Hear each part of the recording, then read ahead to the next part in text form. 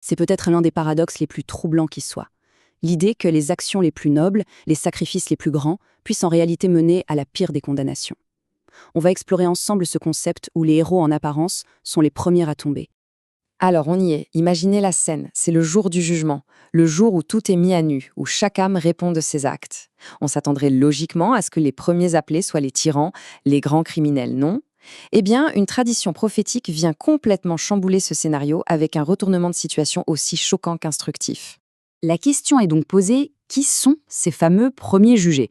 Spontanément, on pense aux grands pécheurs, c'est évident. Mais la réponse, elle est vraiment ailleurs. Elle concerne un trio de personnes qu'on n'aurait jamais, mais alors jamais, soupçonnées. Le premier de ce trio, c'est une figure héroïque, le martyr. Un homme qui s'est battu jusqu'à la mort sur le champ de bataille, le sacrifice ultime, quoi. En apparence, c'est le summum du courage et de la dévotion. Un acte qui semble tout simplement irréprochable. Ensuite, on a l'érudit, une vraie sommité, un pilier de sa communauté.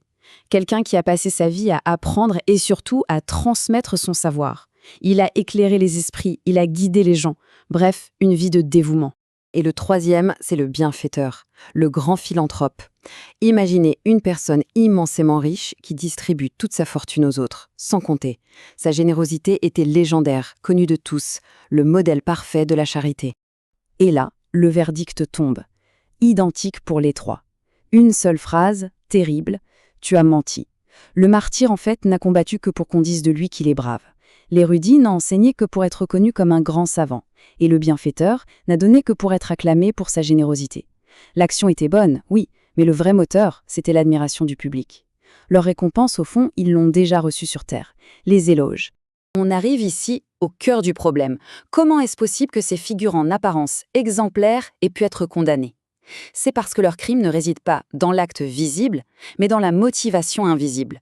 Un crime beaucoup plus subtil, celui de l'intention. Et c'est ça le point crucial. L'intention corrompue, c'est utiliser les outils de la piété, non pas pour s'élever spirituellement, mais pour se célébrer soi-même. C'est se servir de la religion, de la générosité, du savoir, comme d'un piédestal pour son propre ego. C'est, en quelque sorte, la trahison spirituelle suprême. Pour bien comprendre, prenons une analogie. Une bonne action avec une intention corrompue, c'est comme une statue magnifique, immense, mais complètement creuse à l'intérieur. De l'extérieur, c'est impressionnant, mais à l'intérieur, c'est le vide. À l'inverse, une action sincère, c'est un monument authentique. Peut-être moins spectaculaire, mais il est plein, il est solide. L'un est fait pour le regard des autres, l'autre est fait pour sa signification profonde. Et cette histoire, bien qu'ancienne, elle résonne avec une force incroyable aujourd'hui, parce que ce défi de l'intention sincère est totalement amplifié par notre ère numérique. Autrefois, la motivation, c'était ça, l'éloge de la communauté. On cherchait la reconnaissance locale, verbale, directe. On voulait être une légende dans son propre village. Aujourd'hui, la monnaie de la reconnaissance a changé. Elle est devenue numérique. Le désir d'être vu s'est transformé en une course au like, au partage et aux vues. C'est exactement le même désir d'approbation, mais avec un mégaphone planétaire. Et les exemples sont partout autour de nous. La vidéo d'une action caritative où le donateur est plus mis en scène que le bénéficiaire.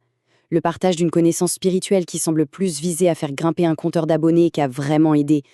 Ou encore, l'affichage de sa dévotion personnelle comme pour mendier les commentaires élogieux. La piété devient une performance et l'intention s'efface derrière le spectacle. Alors, face à ce piège moderne, comment on garde le cap? Comment s'assurer que nos actes restent authentiques?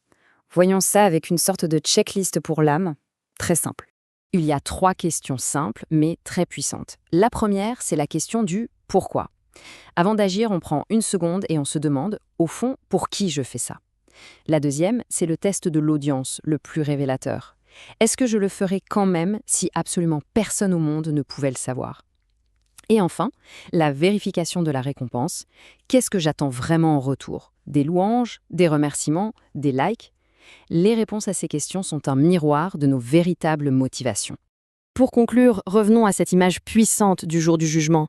Parce que c'est dans la disposition finale des âmes que se trouve la leçon la plus percutante de toutes. La scène finale est donc dressée. L'humanité entière attend, suspendue entre la peur et l'espoir. Mais l'ordre de la procession qui se met en place défie toute logique humaine. Tout au fond de la file, presque cachée, on trouve les pécheurs évidents. ceux dont les fautes étaient publiques et connues de tous. Ils sont là, recroquevillés de terreur, parfaitement conscients de leurs actes et s'attendant au pire. Et c'est là que tout bascule, car tout à l'avant de cette procession qui mène la marche, eux, les champions de la piété, le martyr, l'érudit et le bienfaiteur. Ils sont en première ligne, non pas pour aller au paradis, mais pour marcher droit vers le feu. Leur crime, la trahison de l'intention, est jugé si grave qu'il les place devant les pécheurs les plus notoires, car ils ont utilisé les plus hauts outils de la foi pour se servir eux-mêmes. Ce qui nous laisse avec cette question fondamentale. Si l'acte extérieur, même le plus héroïque, ne pèse rien sans la bonne intention, alors où se trouve la véritable valeur de nos actions? La réponse ne se trouve pas dans ce que le monde voit, mais dans ce qui est caché au plus profond du cœur. Une réflexion à méditer.